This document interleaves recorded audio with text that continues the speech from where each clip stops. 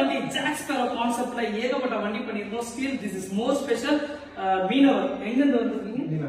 Neelankarai. So ஈஸியா நீலாங்கரையில இருந்து வந்திருக்காப்ல பிரதர்.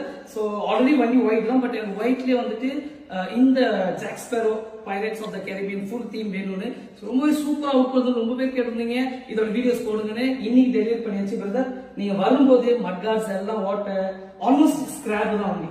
இப்ப எப்படி பிரதர்? இப்போ நல்லா இருக்கு. ஒர்த்தா மெட்ராஸ் பைக் எனக்கு வந்தது?